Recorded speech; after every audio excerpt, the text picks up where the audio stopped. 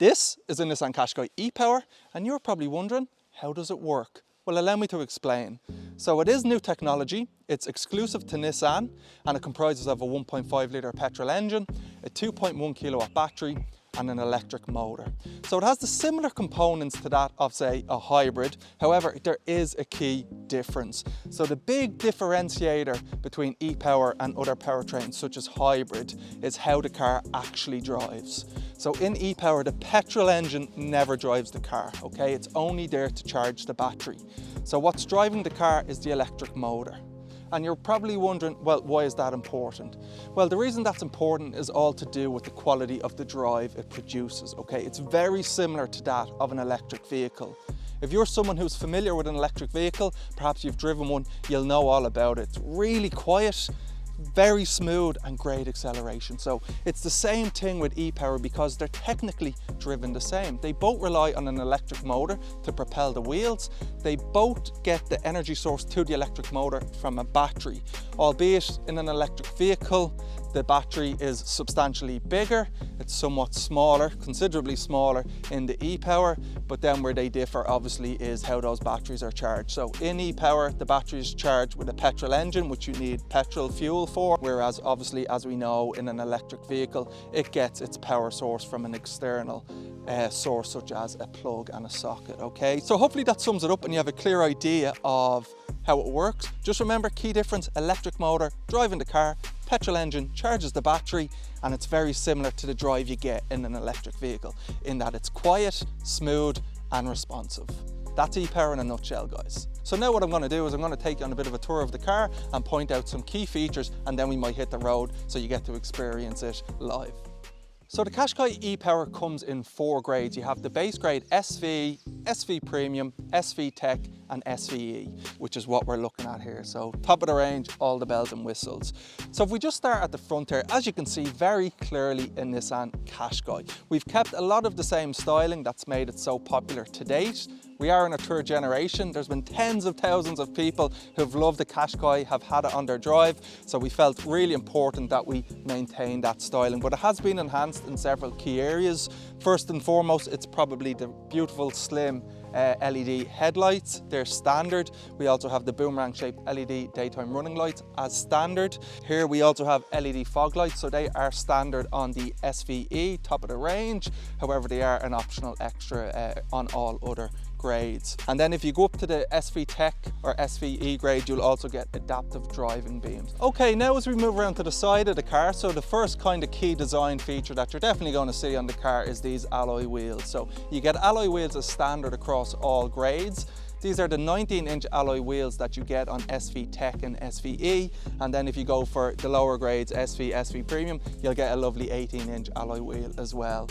In terms of the wing mirror, you get all the gadgets you kind of want as standard, so they're electrically adjusted, auto folding and heated as well. And then if you go up to the SVE grade, they become automatically tilting when you select reverse. So really handy to help you see curbs and car park spaces when you're reversing in. We also see that this car comes with a black 2-tone roof. So that is an optional extra from the SV Premium grade. We have rear privacy glass and roof rails. They are standard from the SV Premium grade. And we also have a lovely shark fin antenna, which is standard across all grades. So really nice key design features on most grades there.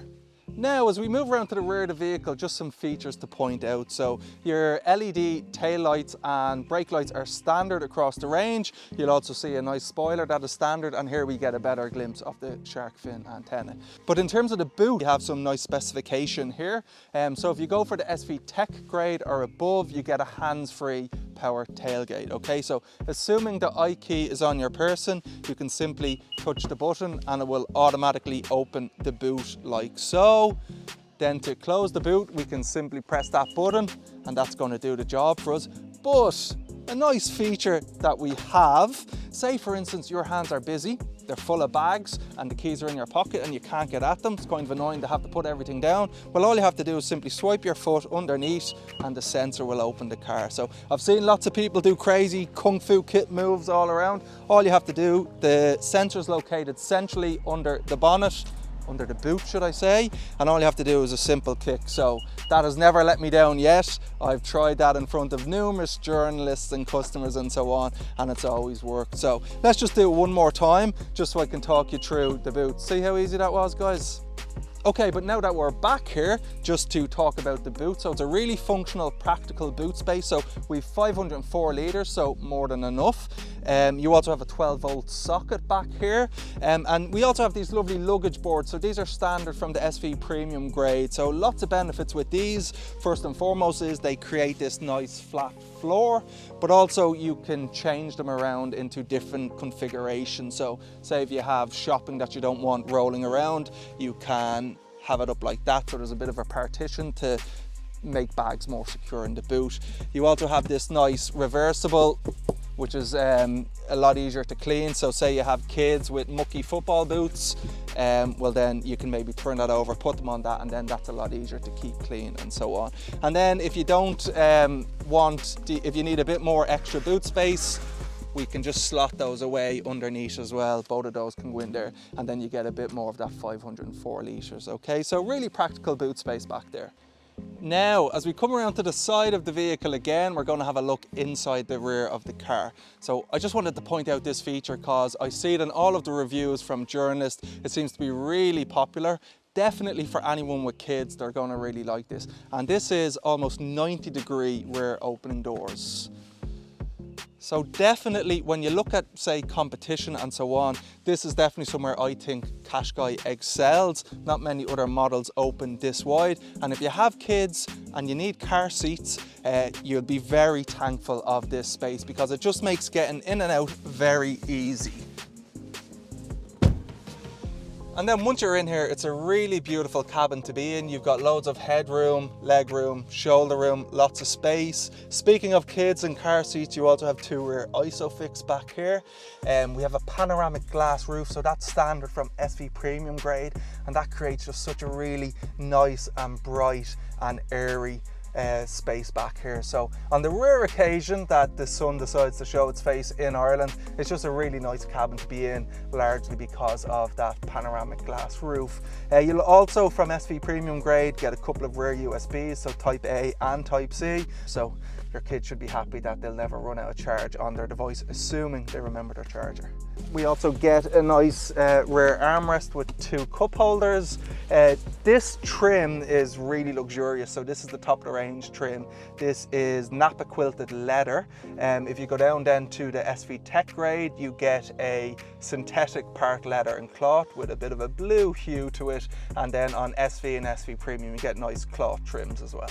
Right, let's take a look at the front interior. So thanks to the iKey, which is standard, we can keep that in our pocket. We simply press the button and that will unlock the car. As you can see, the auto folding mirrors doing their thing.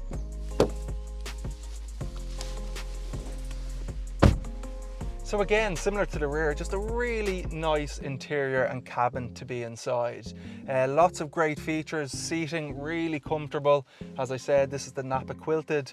Drop down the grade, you'll get slightly different trims, but really nice. Again, panoramic glass roof up there means even up the front now, you still get a nice, spacious, airy cabin. There's no gear stick, so you get this lovely E-shifter here, which is actually the same as the one you get in the Nissan Ariya. So a bit of a crossover between ePower and EVs. From SV Premium grade, you get this really nice 12.3-inch multimedia screen. That also comes with Apple CarPlay, Android Auto, and it just means that you get access to all of your entertainment info, navigation info, just in really crisp, clear display. Likewise, the 12.3-inch TFT screen or combi meter, that's what you have here behind the steering wheel. And again, when you're getting all your critical safety information, your speed information, your traffic sign recognition, who's going to say no to having it shown in crystal clear display? So a nice feature that I really appreciate, and I think a lot of customers do. Then if you go for the SV Tech grade or SVE, you'll also get a 10.8-inch head-up display, which is a really nice technology. It displays certain information such as your speed, your navigation, traffic sign recognition, or your ProPilot information directly on the windscreen, so that you no longer have to look down. You can keep your eyes on the road, and it also does give you a bit of adjustment. So depending on what height you are, you can adjust it up or down. You can increase or decrease the brightness. So once you've used it for 2 minutes, you get used to it straight away, and then it's just amazing technology. You never have to look anywhere else. You know what speed you should be doing, you know what speed you're doing, and you know what way you should be going. So great technology. Right, let's take it for a test drive and I'll try and explain everything that I'm talking to you about. So just going to turn on the car. As you can hopefully hear, nothing. As the engine isn't needed to drive the car, it can start completely in EV mode. Off we go.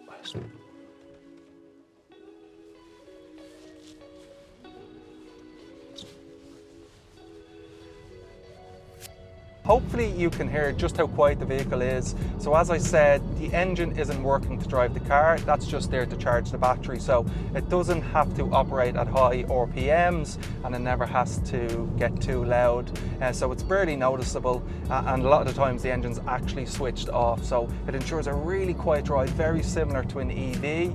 One of the other benefits is that there's no gearbox. So you have an E-shifter, which is the same as the one in Aria, which is our electric vehicle. So you're never waiting for the gears to change. You don't have that rubber band feeling that you have with a lot of automatic transmissions. It's just instant acceleration and yeah, instant response. Having an electric motor, same as an EV, it just means the energy is always there. So as soon as you touch the accelerator pedal, it's there waiting for you. Just want to maybe clear up one of the misconceptions around ePower that I find out there with customers or would-be customers, and that's around fuel efficiency. So ePower shares the same components as a hybrid powertrain. However, as we know, there is a key difference. ePower only uses the electric motor to drive the car as opposed to the engine. So the benefits of that is the driving sensation, so the quietness, the smoothness and the responsiveness. But in terms of fuel efficiency, it's pretty similar to other hybrids, if not a little bit better. So the official figures are 5.3 to 5.4, that's WLTP testing. But I do find that a lot of times customers or would-be customers are asking me, well, what range can it do, what EV range? So we shouldn't really speak about the car like that. So when we talk about it's similar to an EV, we are really referring to just the driving sensation, the quietness, the smoothness and the acceleration. The battery in an ePower is only 2.1 kilowatts, so it's not designed to be able to store a large amount of electricity. It's designed to be able to take electricity quickly from the petrol engine and transfer that to the electric motor. It can't be compared to an electric vehicle that has a battery of 50, 60, 70 kilowatts. They're designed to store the energy and release them in the form of electricity throughout the journey. The EV range of an ePower, if we're talking pure battery without the engine at all, is only about 2 to 3 kilometers, but it is an efficient vehicle when compared with the likes of a hybrid vehicle. So don't get into an ePower expecting it to be doing a large range similar to an electric vehicle, but do expect it to be doing similar to most other hybrids, for instance, if not a little bit better than a lot of the competition. But the key thing I just really want to stress is the driving sensation. It's a beautiful day here today. I have the panoramic glass roof open. I'm driving around the lovely County Wicklow, absolutely gorgeous scenery. Can't even hear the engine at the moment. Really responsive, and it's just a beautiful drive, guys. So make sure you get down to your local Nissan dealer, test drive it for yourself. And I'd love to hear what you think in the comments if you have driven it.